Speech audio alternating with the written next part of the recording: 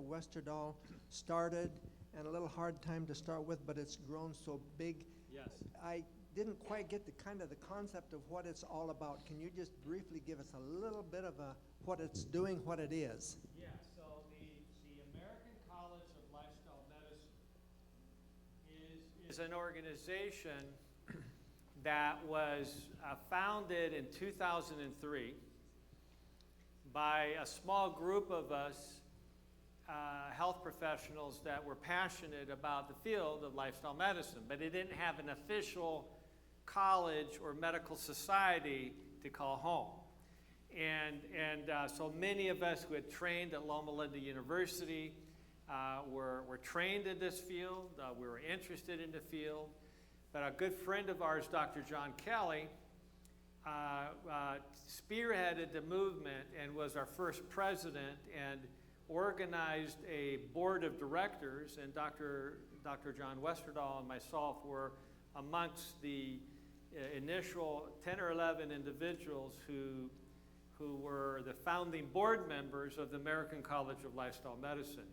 Now, this organization, as I suggested last night, had a fledgling start. It, just like any organization might, where we didn't have a lot of funding, we didn't have a lot of members initially.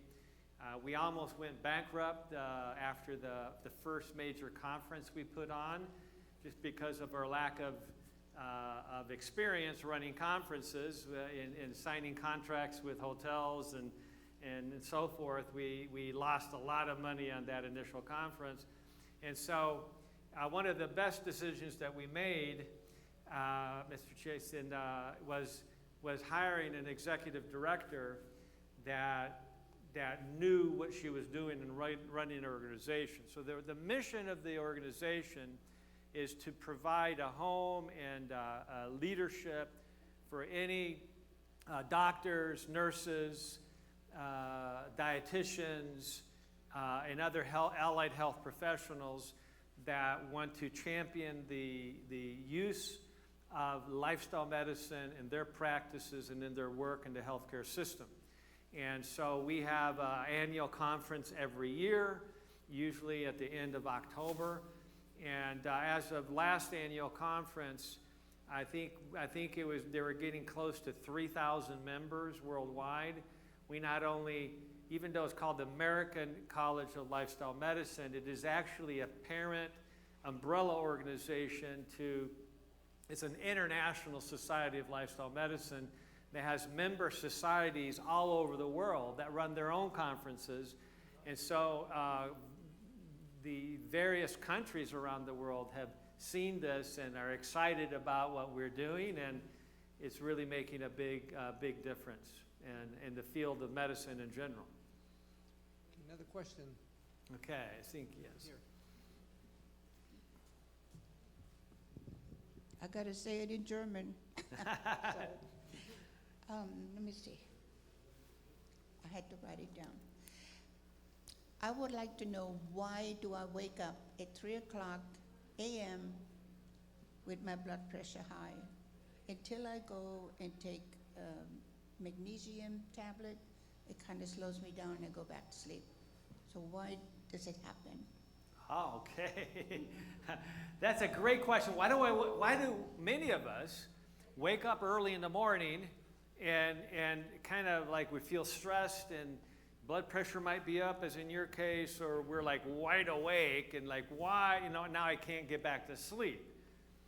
I see this a lot in my practice. Number one, I'm really pleased that you understand and take advantage of using magnesium as an appropriate nutrient supplement. 75% of Americans are actually frankly deficient in magnesium. Okay, and that means that most of us should be taking advantage of taking magnesium as a supplement. And that is in addition, above and beyond, optimizing mineral intake through a whole plant-based diet. One of the problems is that many people do not absorb nutrients very well. No matter what they eat, they don't absorb nutrients, especially minerals, very well. And there's a lot of reasons for that. Digestion is a challenge that many people have, and the lack of fully producing the optimal amounts of hydrochloric acid during a meal, which if you watch TV, you think that that's the worst thing you could do is produce acid, when in fact, God designed the stomach to produce lots of acid. The stomach, if it's not acidic at mealtime, will not digest food properly. And so a lot of us have inadequate hydrochloric acid, which means we don't absorb minerals very well. And that's one of the reasons that we tend to have problems with fluctuating blood pressure, restless leg syndrome, muscle cramps. And I mean, the magnesium is so important that it's one of the first things I recommend for depression, for anxiety, for many, if I know a patient has a tendency towards heart disease, if they have a tendency towards high cholesterol, it's actually more important to have optimal magnesium, in my opinion, in your blood than to have a lower cholesterol. Because studies out of Harvard 30 years ago were showing that with teenagers, if their cholesterol was high, you could see the fatty streaks, like a piece of string cheese melted into the artery wall. You could see that already in teenagers. Okay, but the same study showed if those teenagers had optimal levels of magnesium in their bloodstream, you did not see those fatty streaks anymore. So while cholesterol is important, it is a marker for heart health, there's no question. It's actually not at the top of the list, in my opinion. It's actually much lower on the list. Proper nutrition is far more important than what your cholesterol is. I would rather be on a plant-based diet and have a high cholesterol than have a low cholesterol and eat whatever. Okay, because the plant-based diet is what brings health and healing. Now, specifically your question about waking up at 3 o'clock in the morning.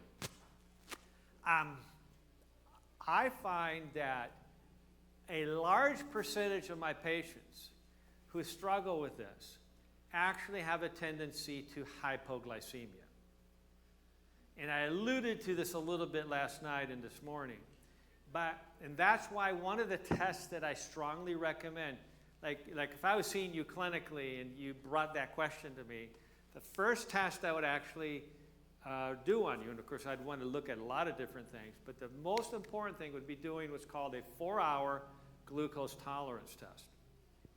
It's not done very often clinically, but I've done it since 1990 when a geriatrician at Loma Linda University, and I practiced with her at the faculty medical group, gave me a family practice audio cassette back then of the best lecture of the month for all family doctors. And it was Dr. Nancy Bohannon at UCSF, an endocrinologist, said most people have insulin resistance. If your insulin levels are high, we need to get those down because it's your #1 risk factor for heart disease. And as I was suggesting last night, it's also one of the #1 risk factors. It is the #1 risk factor for many people driving Alzheimer's, etc. But it's also a #1 trigger of early morning wake up.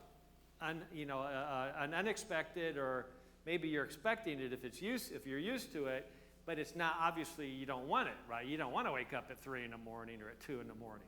So the reason I do a 4-hour glucose tolerance test is because you go in the morning at the lab at 8 o'clock when they first open, they draw your blood sugar and whatever else they do, and then they give you a sugar drink to see how does your body handle sugar. How high does your blood sugar go? So it's the best test to diagnose prediabetes or diabetes. By far, the most sensitive test. 75% of people who are told they don't have diabetes because they don't have a high A1C, they actually, let me rephrase that. Screening for diabetes with an A1C will miss 75% of people who actually have diabetes, because only checking your blood sugars after a sugar drink or a meal catches the majority of people with the problem, right? So if your blood sugars go up, then your insulin will go up, and then that extra insulin will drive your sugar too low. So this can happen even without your blood sugars going up. if your blood sugars eventually drop at 3 or 4 hours after a meal, that is actually a clue of one reason that some people can't sleep straight through the night, that they get woken up almost like a start, like, what's wrong, right? Breathing rapidly, and the heart rates bump, and that's a major clue that your adrenal glands kicked in. Your stress hormones have kicked in, and that's what makes the blood pressure go up. Okay, so your stress hormones have kicked in. The question is why? Why would your stress hormones kick in the middle of the night when you're sleeping?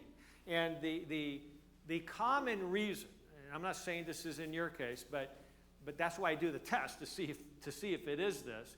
If your blood sugar it tends to drop sometime after a given meal, that low blood sugar means that your adrenals have timed out. Your adrenals are not strong enough to release the cortisol necessary to keep the blood sugar stable. So the blood sugar should never drop anytime, even if you haven't eaten for days. The blood sugar should never drop too low. So when it does, that tells us that the adrenals, the very gland of the body that is designed to monitor blood sugars, and if they start seeing the sugars drop a little bit, it will release cortisol. That'll tell the liver to release a little sugar, and that stabilizes blood sugar. So when blood sugars drop, it tells me two things. Number one, the adrenals are not strong enough to prevent that. So that's what we call adrenal fatigue or adrenal insufficiency, okay, at an early phase. Okay? And the other thing that's happening is that the extra insulin that's being produced is driving the sugar too low in the first place. So if I actually find that on the test, then we work at introducing actually strategies that will be discussed in detail in the Diabetes Undone program starting next week or next Sunday. Or next Sunday is the testing, and then Monday, I believe. Is that right, Dr. Westerdahl? Okay, so Dr. Westerdahl in the back, turn around, wave, Dr. Westerdahl. He's my colleague. We've worked together for many decades now. And I never thought I'd ever have to say that I've worked with people for decades. But we have. It's true. So I've really enjoyed participating in his radio show. He does a regular radio show, and he's going to be the facilitator of the Diabetes Undone program starting not this Monday, but the following Monday. So take advantage of that. It's the very best program for these type of things. So I would actually try to do that 4-hour glucose tolerance test. Get your insulin levels done at fasting 1 and 2 hours into the program. And then what I do, I actually order a fasting 3 and 4 hour cortisol. It's not absolutely necessary to do the cortisol, but it tells me it's that third factor that proves to me that there's a problem with the adrenals. Okay, and I would say that maybe 70% of the time, once we find that and we initiate a comprehensive program to balance that, they're able to sleep through the night. Okay, so the key that when we're dealing with any type of insomnia, some people, they can't fall asleep. They just lay there for hours and hours, and that's a different type of insomnia. But when we have, do I need to back up here? Or when we have this, when you're able to fall asleep fairly well, and then you wake up in the middle of the night, wide awake seemingly, then that's the first thing I do is consider hypoglycemia and adrenal insufficiency. You know why I know about this? I'm an adrenal fatigue patient, right? I've had weak adrenals all my life. My mother was so concerned about me, my stepmother, when I was 17. I was a high-energy athlete, teenager, but I would crash. And that's a sign of that I was just born with adrenals that weren't optimized. And so that's one of my congenital tendencies, that my adrenals, I need to really protect my adrenals, which means don't let your sugars get up. Don't let yourself get stressed out. make sure you get enough sleep. Make sure that you're exercising lightly after every meal, not hard. And so you just cover. Make sure you're eating the right foods. All those things factor in, and then we nourish the adrenals various other ways. So check that out. That's what I would do. But keep taking your magnesium. Does it have something to do with a fatty liver? Okay, follow-up question is, could it have something to do with fatty liver? Well, every organ system that is somewhat compromised will tend to compromise other systems as well. So the short answer is yes, it could have something to do with that. Because a fatty liver means the liver is under stress. It's not detoxifying optimally. It's not maybe using glutathione at an optimal level to get rid of other toxins. Of course, that's going to have an impact on the adrenals. That's an environment that the adrenals have a more difficult time with. So all the more reason to get involved in an aggressive program like Diabetes Undone that is very broad in its impact and provide some initial testing next Sunday that will give us some clues to that as well. Yes? I have rheumatoid arthritis and thyroid problems. I also just was diagnosed with a PFO. I take methotrexate injections, and I notice after I do so that it literally makes me swell up and have like hot flashes, so much so that it's horrible. My whole body's on fire, yet I'm chilled.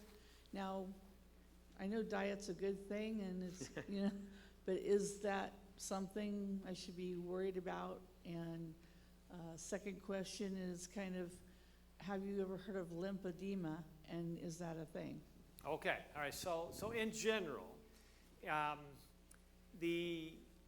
rheumatoid arthritis is a very significant and serious autoimmune disorder.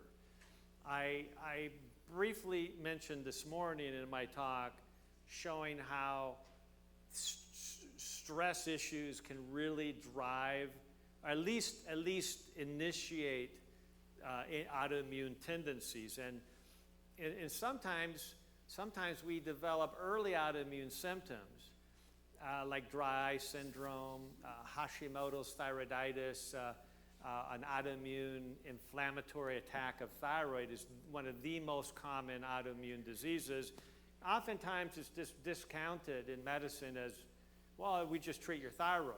But the issue is if you have Hashimoto's or an autoimmune inflammatory process in the thyroid, then that inflammatory autoimmune process should be addressed. Yes, you should treat thyroid according to guidelines, okay? But you should also treat the underlying cause of the problem, right? And so many times people have early, more subtle autoimmune problems, and because we're not trying to figure out the cause, it leads to more serious other forms of autoimmunity. It's been said that women in particular, but also men who have a mild autoimmune disease are much more likely to develop a worse autoimmune disease within the next 5 years. So this is especially for women because of the hormonal factors that can influence this as well. So we just need to be aggressive. So short answer to your question is, I believe that nutrition, what we eat, is the foundational pillar of beginning to mitigate the underlying drivers of autoimmunity. And so, for instance, the Diabetes Undone program, it seeks to look at all the pillars with an emphasis on nutrition. So this is so powerful to address that problem. So that would tend to improve both of those various conditions that you mentioned, and that would be the starting point, right? So we start with a foundation, and then we address the individual risk factors independently. You want to pipe in? Yeah, it looks like Dr. Westerdahl has some. Just to elaborate on what you said, I did a study with Dr. John McDougall. Some of you heard of Dr. McDougall. We did a rheumatoid arthritis study with a group of patients, put them on the same type of diet we're promoting in Diabetes Undone for 30 days. And 82% of the people in 30 days who had mild to severe rheumatoid arthritis had significant improvements in their symptoms. And I've seen that as well. And we've published that in a journal, too. By the way, thank you, Dr. Westerdahl, for mentioning that. 35 years ago, when I was starting to get into lifestyle medicine and nutritional medicine, I was saying, what am I going to use clinically? What protocols am I going to use? There was really nothing available for clinicians to, and you know what, my very first mentor was Dr. McDougall, and he wrote a book called McDougall's Medicine, where he talks about one of the key chapters in this very book, Dr. Westerdahl, was how to deal with rheumatoid arthritis, and I never forgot that. That was my foundational introduction to using a 100% plant-based diet as the basis for treatment and potential reversal of rheumatoid arthritis. Okay, Doc, just I want to interject something in here. Yeah. You already introduced Dr. John Westerdahl, who will be the facilitator for our Diabetes Undone. Yes. And did you introduce Dr. Barton? Let's No. introduce Dr. Lorraine Barton. You want to stand up here? Yes. Dr. Lorraine Barton will be the one, the physician who will be doing all the lab analysis. Anybody who takes Diabetes Undone will receive a lab analysis. And by the way, we'll have opportunity later at this evening meeting. If you want a little brochure, didn't get this, on how to sign up for Diabetes Undone, we have some, just let me know and I'll get them into your hands. But, you know, again, later this evening after our evening meeting, we will give you an opportunity. Those who want to sign up can sign up right here for Diabetes Undone. But I was showing Dr. West the labs that were going to be done. He told me that many times those labs cost, you said, I think $150? Yeah, up to that, yeah. Yeah, $150. We're charging $199 for this entire deal. That includes all of your materials, everything. So this is really food we're giving you. And so this is really, really a good, excellent way. And again, I want to get back to the idea. That's a good price just for the food you're going to be getting. That's right. And I want to say that I think that there's something that needs to be corrected here, and that is that you don't have to have diabetes or even prediabetes to benefit from the Absolutely. principles. And I think that there are some people that they hear that Diabetes Undone, oh, that's not me. I was in that boat. And in fact, we're going to take just a couple of minutes to view. Some of you have seen the video that was recently produced on my story. It was produced back in June, and it is going to be part of it's a short little video. I think it's about 6 minutes in length, and it's going to be put on the Hope Channel television network to encourage people with their health issues. And I want to share this not as a means to say, hey, look at me. I want you to know there's no pride in myself personally. I give all the glory to God for the changes that have happened in my life, because, folks, I was really sick. Yeah, amen. Those of you who knew me before, I mean, I was not healthy. I had constant aches and pains, Doc. Right. I mean, my joints and everything. Oh, man. That's one of the things that can give you hope with any type of, inflammatory syndrome and pain, autoimmune arthritis, rheumatoid. So there's a great potential in being on the right diet. It may take some time, but it's the most important initial foundational thing you can do. So we're going to show that brief video, and then immediately following that video, I'm going to put my labs up from before and after, and I'm going to let Dr. Youngberg talk about those. I'm so glad Pastor Phil's willing to do that, because those examples will show you the potential of baseline and a good program like Diabetes Undone, all the things that you're learning, look at what you can expect from it. Yeah. Okay, so let's roll the video. Let's see it right now. So I've struggled with obesity most of my adult life. After I went to college and graduate school, I life just kind of started getting away from me, and the more time went on, the more pounds I put on. I was in a serious situation. I was in class 3 obesity, classified as being morbidly obese, and at that point in time I weighed 280 pounds. I did not feel good. I didn't have energy. I was on high blood pressure medication. My cholesterol was out of control. I was in the advanced stages of prediabetes. As I started to look at my children, my grandchildren, I started realizing, do I really want this? Is this where I want to be? Do I want to be a burden to them? The desire in my heart was that I would be there for them. And I knew that at my present pace, that was not going to happen. And so my wife and I discussed it, talked about the options, and realized that we were going to have to take a journey together. It was not something we could do solo. We had to do together. I tell people that I have discovered 3 steps to fitness. And step number 1 is a trip to your mind. You've got to make a choice. That's the first thing you've got to do. And for me, the choice was I didn't want to continue to live the way I was. And so I had to make that decision.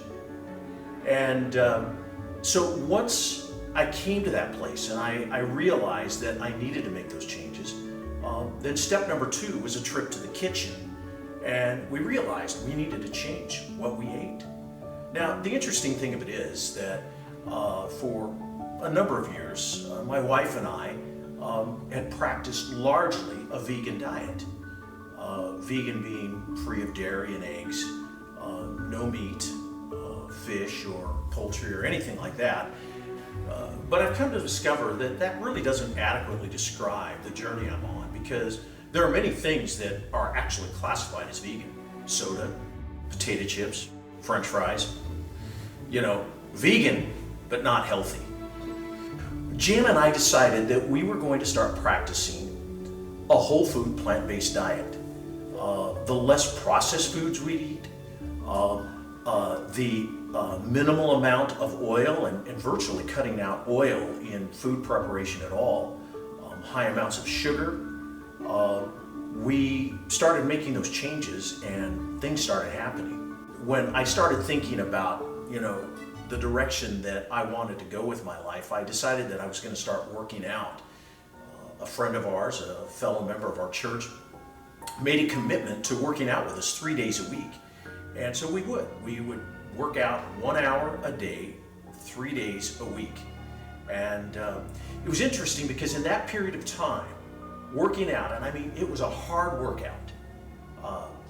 In 4 years, I lost 15 pounds.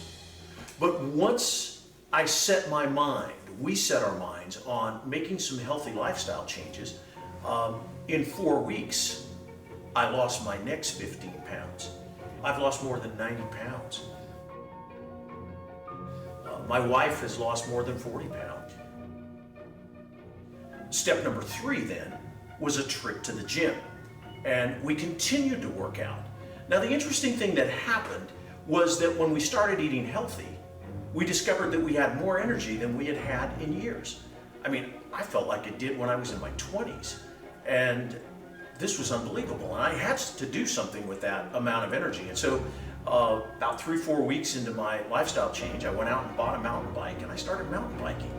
And I started hiking and started walking and started swimming and doing things that I had never done before, or at least hadn't done for a number of years. And after consulting with my doctor, and after roughly 6 to 8 weeks in the process of my lifestyle change, I didn't need the blood pressure meds anymore, and I haven't taken them since. My total cholesterol dropped all the way down to 131. My HDL, which is the good cholesterol that you want to be high, I've never gotten it out of the low 30s, never in my memory. But because of all of my activity and my new renewed energy, my HDL is now in the upper 40s. I sat in the office with my cardiologist. He asked me a question. He said, so what has been the reaction of your friends and your colleagues and other people that you've encountered? And I said, it's interesting because I said some of my friends and colleagues have kind of given me a little bit of pushback with this. They say, Phil, don't you think you're being a bit radical? He says, next time anybody says what you've done is radical, tell them this. When we as physicians have to crack someone's chest open and do quadruple bypass surgery, that's radical. When we have to put a stent in someone, that's radical. He said, even when we have to prescribe statin drugs, he says, that's radical. He says, what you've done isn't radical. It makes sense. And he said, congratulations. And he said, just continue the journey. I hadn't seen my daughter in quite some time. And she actually saw me several months into my journey. By that time, I had lost a significant amount of weight. And when she came up to me, she threw her arms around me and she gave me this great big hug. And she said, Papa, she says, you know, she says, this is the first time in my life that I've been able to get my arms all the way around you. I want to be there for my wife. I want to be there for my children. I want to be there for my grandchildren. And I realize that the choices I've made and the changes I've made are sustainable. They're not some gimmick, not some mail order shake or something that, you know, you're on a diet for a while and, you know, and then you go back. What I'm doing is sustainable. And it has been deeply inspirational to me and to others. And I'm just so excited to be able to share that journey with other people and encourage other people on that journey.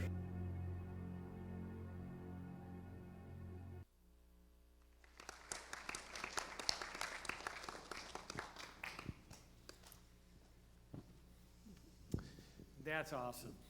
I have to say, Doc, Yeah, Sorry, I get emotional. You got tears in your eyes. That's awesome, man. That's worth having a good cry over. when I sat in my doctor's office and he gave me my labs, this was just earlier this year for my complete physical checkup, and my total cholesterol had actually gone up a little bit, and I was really worried about that. And then he says, here's the reason why. HDL. Because my HDL had shot up to, I think it was like 46 or 47. And when he showed me that, he had to hand me a box of Kleenex.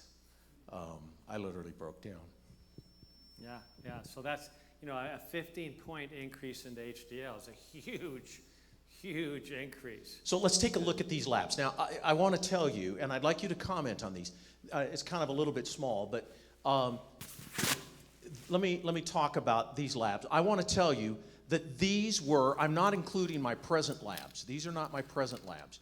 These were the labs of when I started Diabetes Undone. I had my labs drawn on the 8th of July of 2018, and then roughly 6 weeks later. So I didn't put my present labs because I want you to talk and for you to share just how dramatic the changes are over that 6-week period of time of following a whole food plant-based diet. Okay, so let's begin by looking at the fasting blood sugar right here at the top and the hemoglobin A1C. So the easiest test to draw, and one of the tests is going to be included next Sunday as a pre-test for the Diabetes Undone program, is looking at the average. This is like an average estimated blood sugar over the last 4 months. The red blood cells in our blood typically on average live 120 days. And so every day, every time you eat and the blood sugars go up after the meal, that spike in your blood sugar will create a caramelization, a glycosylation, where that sugar literally irreversibly glazes itself to the hemoglobin protein that carries iron and oxygen inside your red blood cells. And so this is a percentage of the hemoglobin that is irreversibly caramelized by glucose, by sugar. And so Pastor Phil started at 6. Now 6 is basically right there getting into the more advanced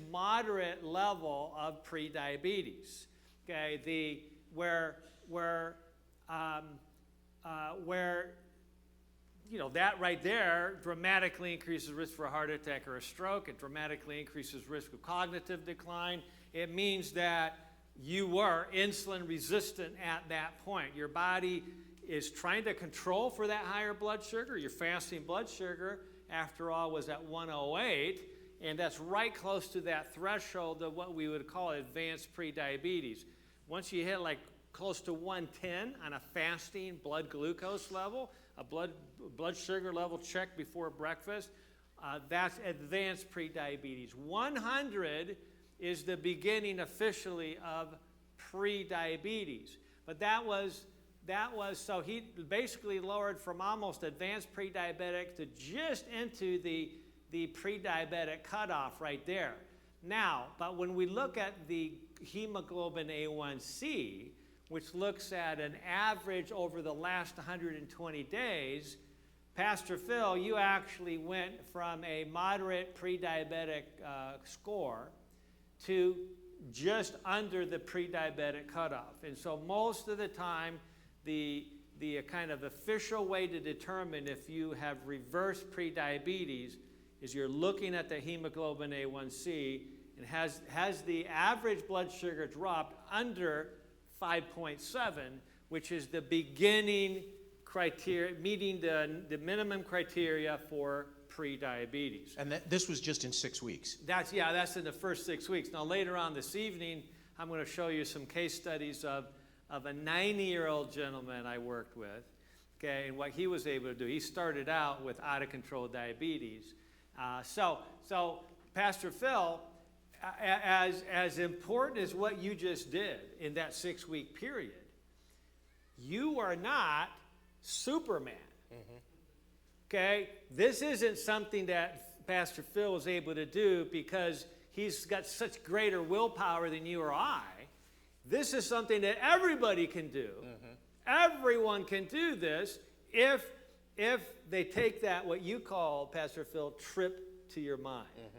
If you fully engage and help yourself recognize that this is the most joyful, pleasant, positive thing that you can do for yourself, right? Rather than thinking, oh man, I got to just suck it up here and, okay, I'll do this program. If that's your mindset, you're probably not going to be that successful. But if you recognize that this is actually going to liberate you, right? That's what it does.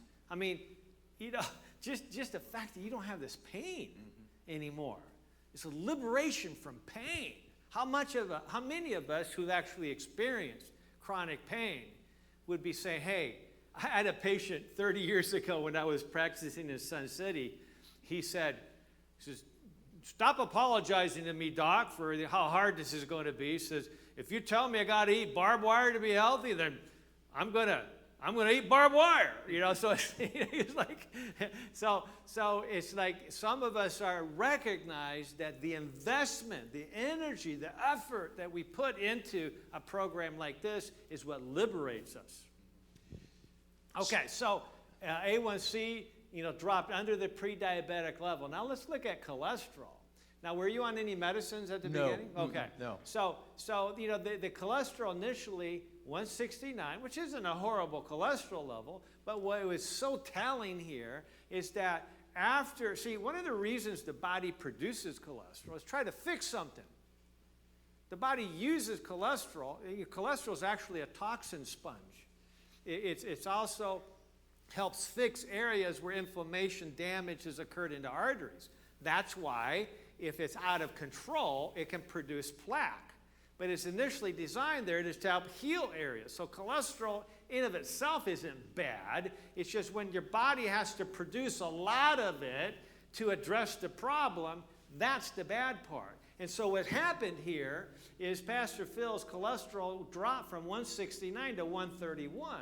It basically means that the body's going like, whew, I can now stop producing this extra cholesterol for me as a person, for you as a person, and you now reach your set point that's proper for you. So that's a sign that your level of inflammation that normally stimulated the liver to produce all that extra cholesterol was no longer triggering that production. Okay, so that's a major improvement there.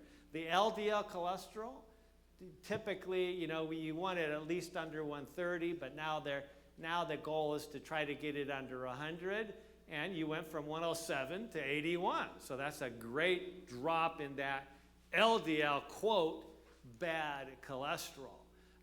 Then the HDL cholesterol. You notice here that the initial change of the HDL cholesterol was a drop. And then later on, you actually had an increase. You went up over 10 points from this point I went up to to, I went up to 45. about 140, I think I went up to 46 or 47. Okay. The last time I was tested. But it's not uncommon for when you get on a healthy nutritional program, healthy lifestyle, for your HDL, your quote healthy or good cholesterol, to drop even significantly. So I don't see that as a bad thing at all. I see that as the body just resetting, saying we don't need a lot of tow trucks and garbage trucks anymore because now you have cleaned up the diet, so we can kind of relax a little bit, okay, and then continue the cleanup process later. So that's, by the way, not a huge drop anyways. It was definitely lower than I'd like to see initially, based on an unhealthy diet. But see, I always tell patients, why do you want a lot of garbage trucks and tow trucks around? If you have a lot of accidents, you want to have a lot of tow trucks around. If you have a lot of damage going on, you want a lot of HDL around. It's there to help remove the damage from the artery walls. It's called the reverse cholesterol transport system. And so ultimately, and probably one of the reasons your HDL went up is because of your consistent effort to exercise. We know from many studies that the more consistent somebody is in their fitness regimen, that tends to stimulate a higher production of HDL. And the last time I had my labs done, my total cholesterol was higher, but the reason why it was higher was because my HDL was higher too. Yeah. My triglycerides there. Okay, so you started out. We normally say with the blood fat. See, cholesterol is really not a fat, but triglycerides are actual fat, and so these are the fats that are floating around in the bloodstream. And so, yeah, the acceptable range is under 150. They're metabolically speaking. Once your triglycerides go above 150, then we're more concerned about that. And so you went from a very reasonable, acceptable level to a much more acceptable level. Basically, under 100 would be more ideal. Right, and Okay, last time I had it checked, I think I was in the 50s. Yeah, so that's awesome. That's very good. Okay. The next slide, just go show one more slide, and then we'll. I want to talk about what happened to my blood pressure. In June of 2012, uncontrolled, my blood pressure was 155 over 95. So then, my doctor, he wanted to put me on some meds, advance it again. So July of 2012 through July of 2018, my typical blood pressure controlled, that second, it was 135, not over 95, but over 85. That was a incorrect deal. 135 over 85, controlled with meds. I was on 2 different medications. Now, my typical blood pressure, this one, when I did this particular day, I put this slide together, my blood pressure was 114 over 69. But typically, it's in the 120 or below range, over the 60 to 70 range. Yeah, and so that's a perfect blood pressure. With no See, so our goal, our primary goal here isn't to get rid of medicines. Our primary goal here is get so healthy you don't need them anymore, right? And so if you need them, well, you need them, okay? But if you don't need them, then your doctor should be happy to help you come off those medications. But you have to, that's, again, one of the reasons that we're doing this Diabetes Undone program is to provide the fundamental strategies that are most effective in improving all of this. It's not just for a diabetic. We call it Diabetes Undone because that's that's the tip of the iceberg. You know, if you can reverse the most obvious problem metabolically in the average person in America, diabetes, you can reverse everything that's going on underneath it as well. The underlying metabolic drivers of diabetes are the same metabolic drivers of hypertension, of weight gain, of cholesterol problems, of heart disease, of strokes, autoimmune disease, you name it, cancer, Alzheimer's. You know, I probably spend more time than anything else right now in my clinic helping people with Alzheimer's. Probably, I would say 70% of my practice now is helping people. And what I'm finding I'm more aware of now than I ever was, because my main specialty for many years was helping people reverse diabetes. But I got interested in Alzheimer's because of what we said last night. You know, that Alzheimer's is essentially diabetes of the brain. Okay, and so I was able to take all my knowledge of helping people reverse diabetes, type 2 diabetes, and apply it to helping address cognitive decline and helping people even reverse aspects of cognitive decline. So the Diabetes Undone program is the core for reversing insulin resistance, which is one of the main underlying factors across the board. Now, you know, you could have been easily, because of your health issues, like many people, as soon as there's any concerns about prediabetes, diabetes, hypertension, they start thinking about controlling your lipids further with cholesterol medications. Your LDL was actually higher than optimal, so you could have easily gotten put on a statin medication. But here's the irony of that. Statin medications may have their place in certain cases, but for the most part, we know that statins increase, these are the main cholesterol-lowering medications, they increase insulin resistance, which I argue, and based on good evidence, that it's one of the main, or actually can be considered to be the main cause of heart disease. So why do we put patients on statins? To lower cholesterol, but why? What's the point? The only reason is to protect people from heart disease. But if I'm using a statin that lowers cholesterol, that actually increases a more important risk factor, okay? So that's why it's so critical that we address the underlying causes aggressively, and then we get to the point where we no longer meet the criteria for required medicines that actually, in some cases, can do us more harm than good. So I wanted to just share this stuff because maybe to debunk some myths that, you know, that what difference can this make in my life? And I presented this to show that in just 6 weeks, there was dramatic change in my life. And as I said, my labs now are significantly improved even above that. I don't have the pain that I used to have, and I'm feeling great. But Doc, one other thing, and then we'll get to some other of your questions. But one of the big challenges, and I go to this, and the first step I said was the trip to the mind, and that's engaging the mind for change. And for me, I had to come to the realization that the desire to change became greater than the desire to remain the same. That was the key point for me. I decided I was tired of living the way I was, and I heard of other people's success, and I said, if they could do it, I could do it. I remember when I was just a kid, I was probably about 10 or 11 years old, and my mom worked in a physician's office, and after school I walked to the office there, and then she would take us home, and I remember walking in one day, and there was a poster on the wall of this doctor's office that stuck in my mind, and I never, ever forgot it to this day, and this is what it said. The person who says it can't be done is usually interrupted by the one who's doing it. I love it. And I decided that I was going to put that to practice with my own personal health. You know, I had for a year said this is not possible for me to do, and I think I've proved it is. And again, I want to say that this wasn't a journey I took by myself. I credit my dear wife for holding my hand in this journey and joining me. And that's why I want to say, if you are thinking about making those changes, don't try to do it by yourself. Have some support. Have people there. That's why we have this opportunity through Diabetes Undone. That's why we do See Me Fit and these other things, so that we can hold your hand. Have your partner, your spouse or friend or whatever join you in this journey to encourage you.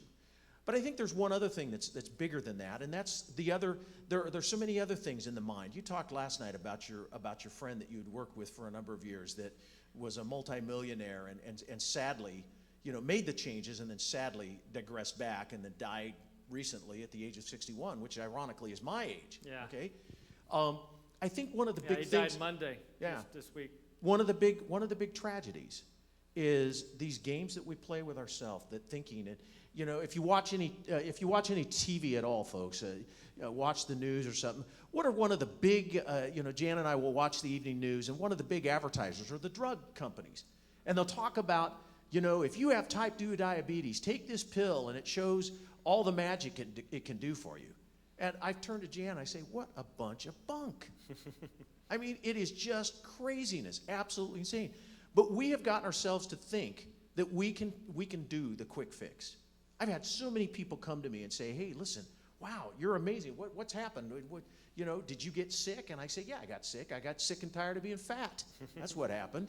But, oh man, I want to make changes. But here's what I've discovered is people want to change, but they want the quick fix. Give me a pill, whatever. I don't want to go through the pain of what I need to. But I will tell you, the pain that I went through was well worth what I've experienced now. And to be honest with you, Doc, I didn't go through that much pain. Once the train started leaving the station and I started experiencing success, that was the motivator for me to continue on in my journey. Mm-hmm. But sadly, there are so many people that think recently Jan encountered a friend of hers whose husband is a medical professional. And she commented to Jan, yeah, my husband's been through diabetes undone two different times. And he's a diabetic, but, he just finds it so much easier to pop the pill. I'm thinking, sad. This is a medical professional that has that kind of an attitude. I've encountered some people that say, well, I've got really good health care insurance, so I don't need to worry about it. I'm telling you, it's amazing the sickness in our minds, and I know I understand that because I used to be morbidly obese, and I understand how sick I really was in my mind that convinced me that where I was where I had to be. So I can't say enough good to you and others who have assisted in this program to make it possible for people like me to make this significant of lifestyle change. And I say thank you to you, and I say thank you to God. So. And thank you to Dr. Westerdahl that can be involved with this. Thank you. So we have some other questions here. Yes. I have two questions, Doctor. Can you tell us the combination of foods that can affect you? I like to eat an apple a day. They said, no, don't eat an apple because apple has sugar. Don't eat figs because figs is sugar. Don't eat watermelon, don't eat beets. So what do you eat? Can you explain to us the combination of foods that somebody can eat that won't develop sugar? The other thing that interests me is you see the Asian people with a big bowl of rice, couple pieces of broccoli, with their chopstick, eating happily, and their thing. Eating happily. Are they all diabetic?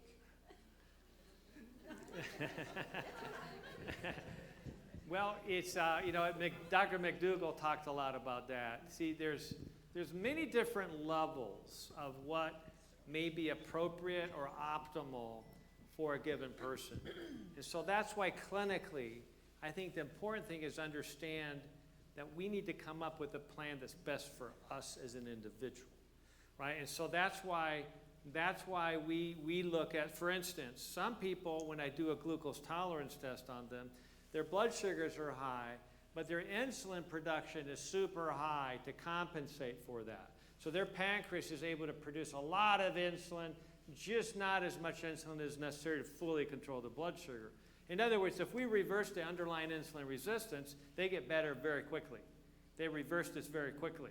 Okay, but there's other people who have had high blood sugars for so long that without even knowing it potentially, they've been producing all this extra insulin for 30, 40 years. Their pancreas goes like, I'm done. I can't do this anymore. So we call that pancreatic failure.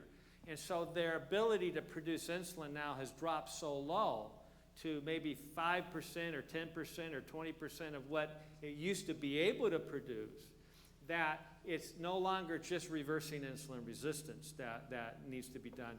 Now we need to control total intake of especially the more refined carbohydrates. And so that's why, as a rule, anybody that's trying to improve their health in any way, okay, I say just get rid of all refined carbohydrates, get rid of all sugars, but that does not include an apple. An apple a day is a good thing. In fact, there's been studies published in top medical journals saying that eating an apple a day is at least as powerful as taking a statin medication and lowering your risk of a heart attack. Okay, and so remember, we got to come back to the bottom line. The only reason we treat diabetic patients is to prevent the complications. Having high blood sugar in of itself is not a disease. It's a sign that something else is going on that increases the risk for heart disease, stroke, cancer, Alzheimer's, etc. And so we need to make sure that we're following a program that's good for that. And that begins with promoting a whole plant-based diet. That's why we don't say, I don't say vegan, because that's not descriptive enough. Okay, you can, I've eaten a vegan diet in the past. It was really bad. You know, I was like, oh, I'm vegan, but as Pastor Phil was saying, you can be munching on potato chips and eating French fries and you know, eating Fruit Loops. You know, and that's vegan, right? So we need to focus on whole food that has all the nutrition in it. I have no problem with an appropriate amount of watermelon. I had some watermelon the other night. But here's my point. Know how it affects you. In other words, one of the things that we're going to be recommending to anybody joining the program, a handout will be given out that shows you how to check your blood sugar, especially if you've had at least prediabetes in the past or diagnosed with it during this program. And Dr. Lorraine will help you understand, Dr. Barton will help you understand what that means. She'll actually be presenting, is that correct, at one point? Mm-hmm. Maybe? Okay, so to help you understand what these numbers mean.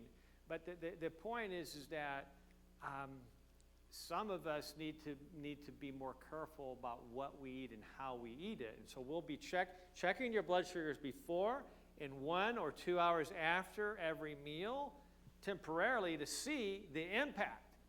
Okay, and so if your blood sugars are going high after a meal, we want to be more cognizant of how we combine that whole plant-based diet. Because there's different ways to do whole plant-based. Okay, and there's some ways for diabetics that work better than other ways. And so that's why it takes time, and the program will address that. Any other questions?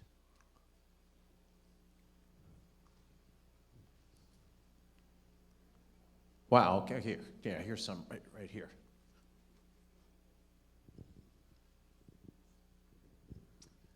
I was one of those people who I took diabetes undone just for the fun of it. And Okay. I was pre-diabetic and didn't realize it, so thank you. Oh. I've heard you talk before So about... you're one of the 90% of the public who think everything's great, but because of your health interest, you took the time and made the effort to get tested. You're like, whoa. You know, so here's the point. There's a lot of people that are lean, that are thin. So a lot of people think the only reason we had to be diabetic or pre-diabetic if I was overweight. That's not true at all. Okay, I see just as much people who are normal weight or even underweight who have problems as people who are overweight. Okay, and so we need that's why we need to test. Everybody needs to test. There's no way around it. Otherwise, we just don't know. Thank you. So my question is, I've heard you talk before about 23andMe, and I know there's opportunities to take your data and have that analyzed through other places and other programs, and I think you've talked about that before. Can you say what your recommendations are? Yeah, so I've for many years now recommended and done it myself. My whole family's done it. It's a saliva sample that you provide through 23andme.com. You just order it online. It's a one-time expense. You never have to pay anything more. It's anywhere, it's roughly about $200. Sometimes you get discounts. Thanksgiving's coming up. I guarantee they'll have a discount for that. Christmas is coming up. They'll have a discount for that. They have discounts throughout the year. But it's one of the best investments in your health if you pay attention to the data. So what I actually recommend is once you have the analysis, once it's completed, you download the raw data file. It's an Excel file. And then you can upload that into other apps or other websites that have very robust search engines that can tell you what that data means. And there's all kinds of startup companies now that are doing that. Now, one of the concerns that some of my patients have raised, which naturally most of us would have, is like, well, wait a minute, you know, what if somebody gets a hold of my genetic data? Guess what? They already have it. You know, so somebody wants your genetic data. It's not that hard. A strand of hair, you know, a little bit of saliva, you know, a stool, a little piece of stool, a little bit of blood. So if you've ever donated blood, they already have it. Okay, so at least you should know what it is, right? Don't just let everybody else know what your genetics is. Okay, at least you should understand so you can make the personal choices that help bypass those genetic mutations that you've discovered. Because if there's one thing I know, when I studied biochemistry at Loma Linda University, I wondered once in a while, am I ever going to use this information? Okay, I am using it now because genetics tells us precisely where on the biochemical pathways there is a problem, which means that I can zero in on your physiology and tell you exactly where there's a problem and what enzymes are at risk and what cofactors influence that enzyme. And nutritionally speaking, we can modify and basically neutralize the negative influence of that mutation. We truly can be masters of our genome now because we understand the biochemical pathways. Genetics has always been thought of as a mystery. What can you do with genetics? Well, genetics runs everything, but it determines the formation of the enzymes that make life possible. And those enzymes always work just on what? Nutrients or toxins interfering with it. So that's why the two main things that's our job as being good stewards of our health is optimizing nutritional elements, because those are the main sources of optimizing those pathways, including those related to mutated genes. Okay? And then number two, it's the toxins that tend to interfere with what the nutrients are trying to do. So between the two of them, what's the most important one? Optimizing nutrients. Because when you optimize nutrients, you're negating the potential damage of the toxin in question. Not necessarily completely, but in a major way. So if you do both of those things, if you're paying attention to removing yourself from exposure to toxins as much as possible, which, by the way, is primarily done by eating a whole 100% plant-based diet. That's one of the most important ways to remove us from toxins, and then, of course, paying attention to environmental sources of toxins, which, again, most of that ends up on the food, so that's why we got to pay attention to the food as well. So by doing those two things, genetics becomes a powerful tool to help us move forward and make decisions. Now, the challenge with the data is having somebody that understands the language of genetics, and that's a very rapidly expanding field right now.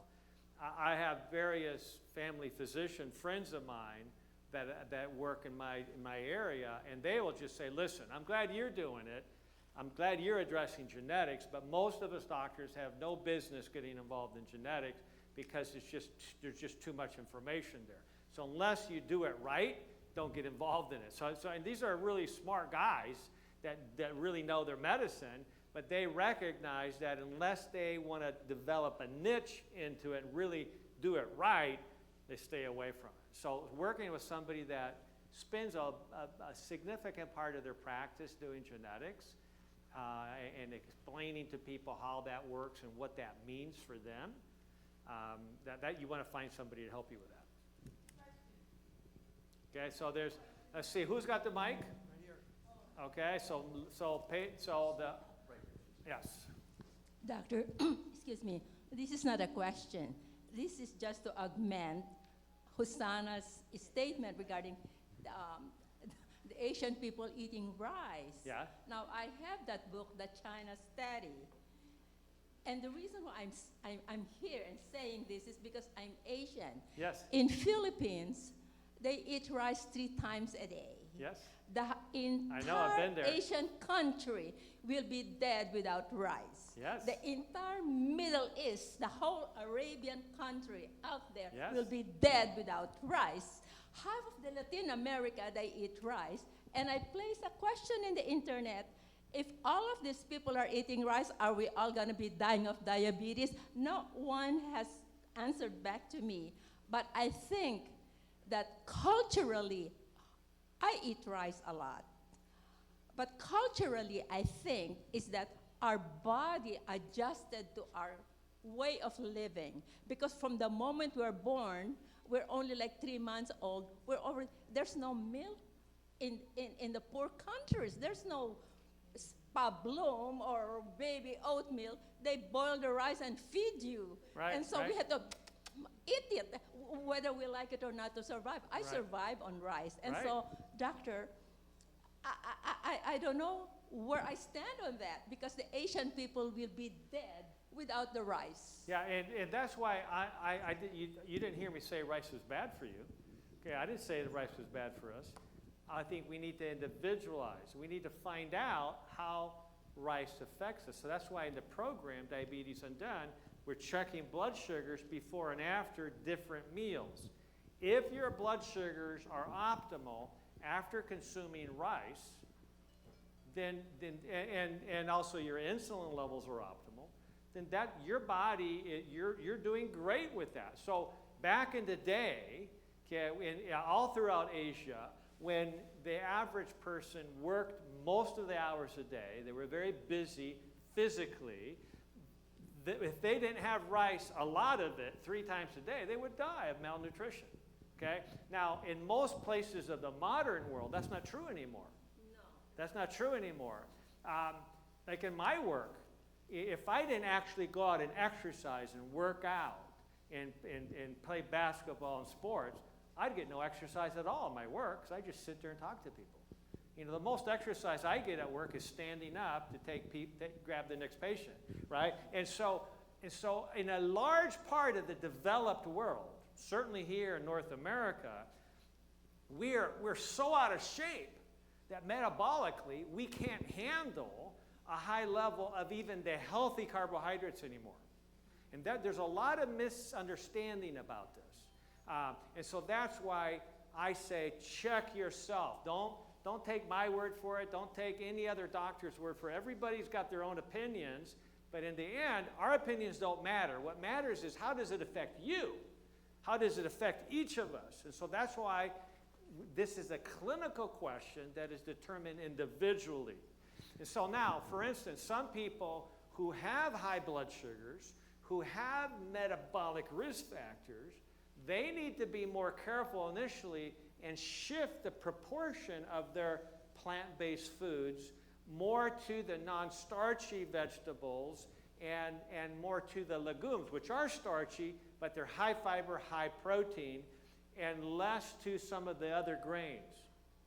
But as they get healthier and healthier and healthier, and as they exercise more and more, they can actually shift it back.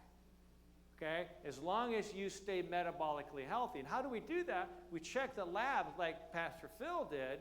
We check the triglycerides, check the fasting and the after meal blood sugars, check the A1C. If those are optimal, then we're pretty confident that you're okay eating a diet that culturally worked back years ago when the population was fit, was lean, was working hard physically. But that's shifted, and it depends where we live, right? And what we can handle food-wise. So that's my unique perspective on that. And And I totally agree with you. We just need to make sure that we check for ourselves if it is really healthy for us. And then there's the question of not just rice, but Brenda Davis, who's my favorite nutritionist in the world, she just came out with a new book called Kicking Diabetes. You know, getting rid of diabetes. And she's probably the most respected dietitian in the world on the question of diabetes. By the way, she's the one that does Diabetes and Done with me on the videos, Brenda Davis. And she basically points out that there are thresholds or different levels of whole foods, okay, or whole grain, for instance. There are 10 different levels of whole grains, and especially for somebody with prediabetes or diabetes, we should only be consuming the top 2 to 3 levels of that, of those whole grains, because most whole grains are actually not healthy for us, especially if we have a metabolic problem. In other words, if you look at the box and say, oh, this is whole grain, that doesn't mean it's good for us. And I will show you that hierarchy this evening when we do our final presentation. Okay, a question in the very back. Just wanted to ask you about the controversy over avocados. Can you eat them every day? Are they the worst things to eat? How does it impact the body? Okay, so, well, I know that's a loaded question, right? Because there's probably various different opinions out there, but I tell you my perspective on this. Okay, a healthy avocado, I mean, you know, in this territory around here, you know, healthy avocados, those are really good avocados.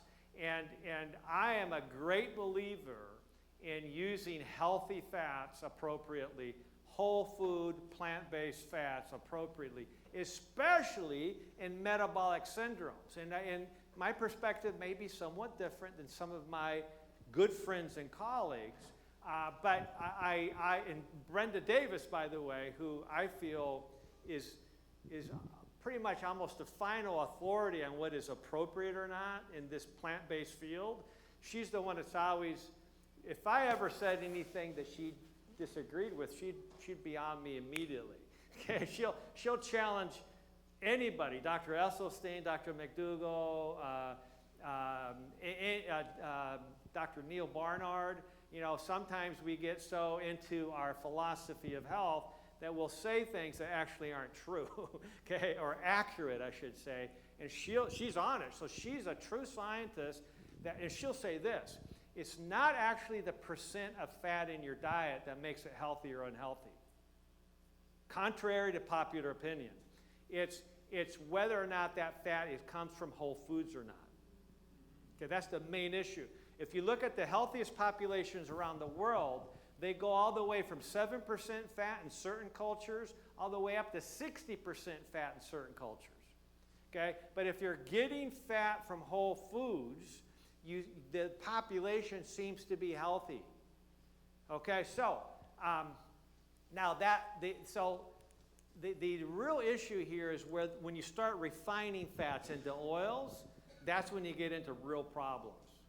Okay, so I would say, to answer your question simply, I would say one of my favorite breakfast foods is we will stir fry in a little bit of water, chopped onions. I mentioned this last night. Chopped onions, chopped mushrooms, chopped purple cabbage. You know, colors, the pigments that change, transform genes in the proper direction.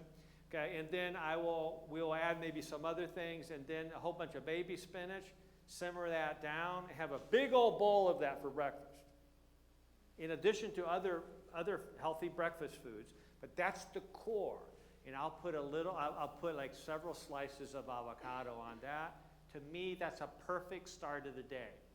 And I wouldn't have any problem doing that every day. In fact, to me, that's one of the healthiest ways that you can begin a day, with all the nutrients coming from those healthy foods, including some healthy fat, which Dr. Joel Furman would argue this very strongly. Says you cannot be healthy. You're not meeting your health goals optimally unless you're eating a moderate amount of fat daily with every meal. Okay, so in other words, a low-fat diet, a truly low-fat diet, impairs your ability to absorb nutrients, especially fat-soluble nutrients. So that's not a license to gorge ourselves on avocados, etc. It's basically a statement saying we should incorporate healthy whole food fats in our diet on a regular basis, including nuts and seeds. And so I would encourage us, especially those of us that are trying to improve our health, to include healthy whole food fats of those kinds, olives, etc., in our diet on a daily basis rather than avoid them. Okay? And I would say that is a priority over emphasizing the starchy grains, especially the ones that are not optimal or at the highest level of whole grain. The best, and I'll show that slide later on. Here. Hi, I just want to concur with you on several things.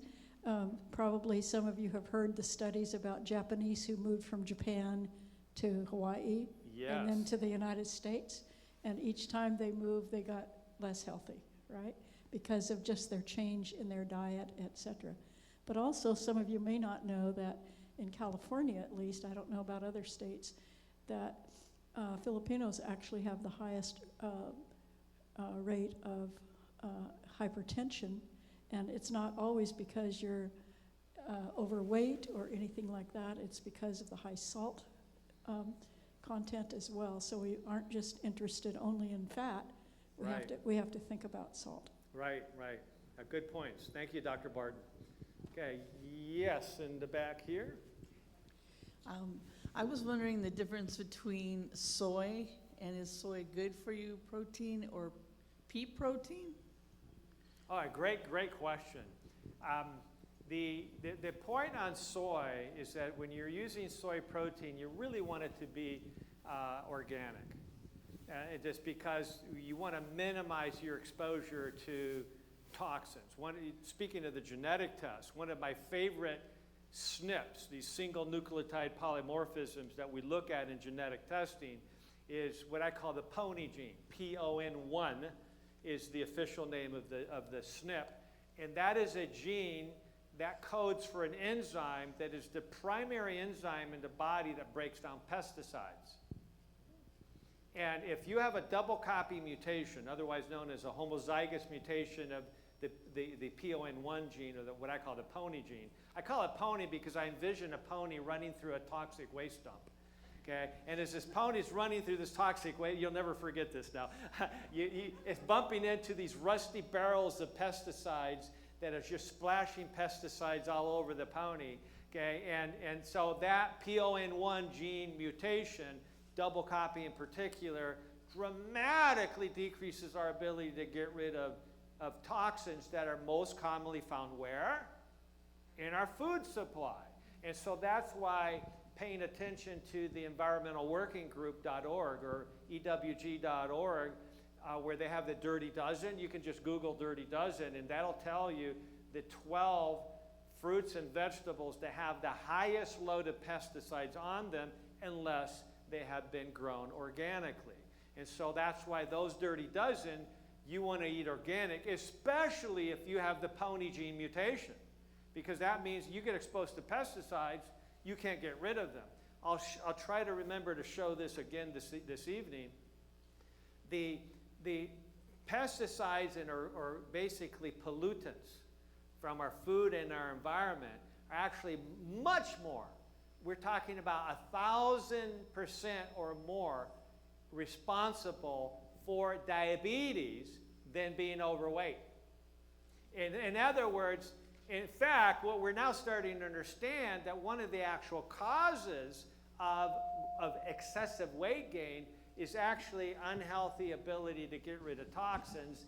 And so what the body does is one understanding of this is that the body will actually hold on to fat and take on more fat so it can control more toxins, because that's how the body in part controls toxins, is by just absorbing it into the fat cells. And if the toxin is in the fat, it's not metabolically active. So that's why, especially when you're on a weight loss program, you really want to desperately be on a 100% plant-based diet, because that's where all the nutrients are that are protecting your liver and protecting you as you release all those toxins back into your body's environment by getting rid of that fat. Okay, so that's why you want to have the right foods in your system. And that means lots of the non-starchy, colorful vegetables and regular fruits as well. It's the colors that give us the healing component. I have just heard that vegans or people that do a plant-based diet have a higher risk of hemorrhagic stroke. Have you heard that? Dr. Barton, do you have anything on this? I'm searching my memory for there's certain studies that I think relate more to actually what Dr. Barton was saying about being on a diet that might be high in various plant products, but also sodium. Okay, also sodium. So hemorrhagic stroke, again, where you're bleeding, right? So you're bleeding, you have a brain bleed. Obviously, you don't want that. Now, hemorrhagic stroke is much less deadly in terms of numbers compared to the clotting type strokes, right? That where the thrombotic strokes, where you're actually a plaque in your artery here bursts, and now you have a clot forming that blocks blood flow to the brain. Same thing can happen in the heart, causing a heart attack. So the bottom line is that overall, sometimes studies come up with weird findings, and they become extrapolated and interpreted in ways that really are not appropriate.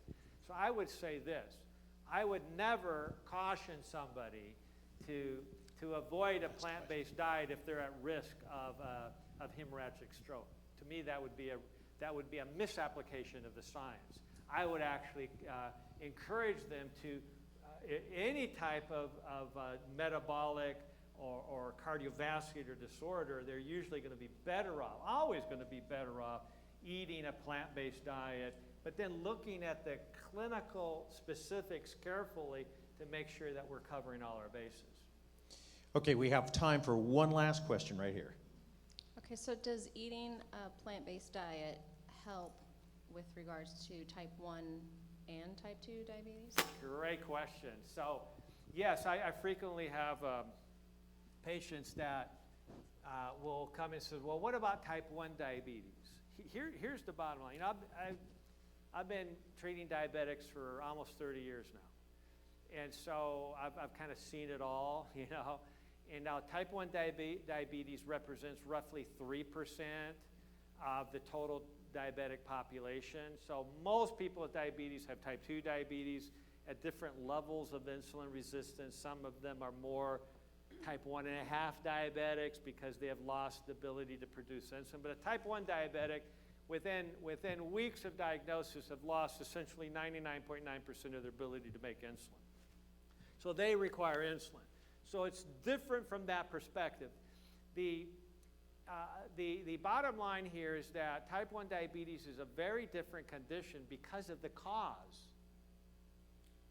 It's a totally different cause of high blood sugars. And that is why we have to be very careful in extrapolating the data from type 1 diabetes studies to type 2 diabetes. And that is precisely why this is based on the Mayo Clinic studies that just came out a year and a half ago. That is precisely why 95% of all the guidelines that we as clinicians think are solid, based on all evidence-based information, that if you lower your blood sugars in type 2 diabetes with a medicine, that it will dramatically lower your complications. Guess what? It's not true. It's only true if you're type 1 diabetic. If you use a medication, which you really don't have a choice, if you use insulin as a type 1 diabetic, you're simply putting back into the body what you can't produce yourself that should be there. That's like using a bioidentical hormone. You're just putting it back into the body at a level that is appropriate for somebody who's otherwise metabolically healthy. And that should be, for a type 1 diabetic, an amount of insulin that generally is between 20 and 30 units a day.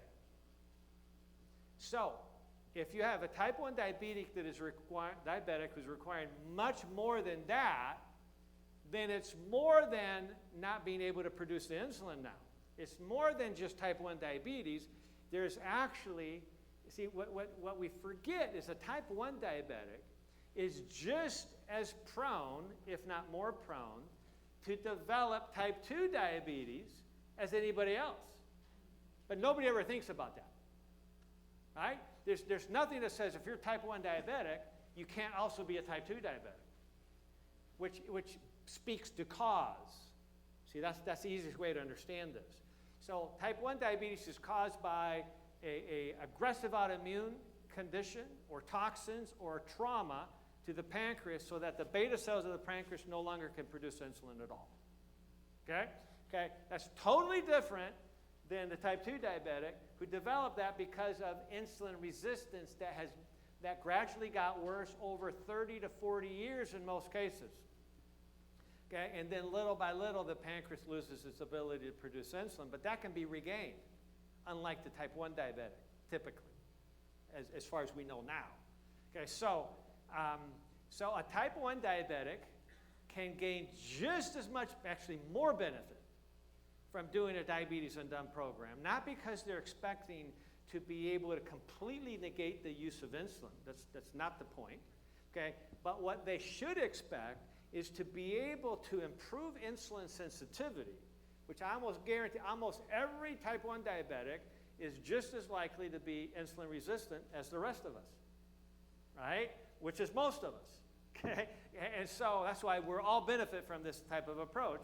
And once they do that, they no longer need the excess insulin that they shouldn't have to take, okay? Because I would argue that for many type 1 diabetics, the majority of the insulin they take isn't because they're type 1. It's because they're type 1 and they have the additional burden of type 2. Okay, so that's a totally different perspective that I don't know if I've ever heard anybody else talk about it.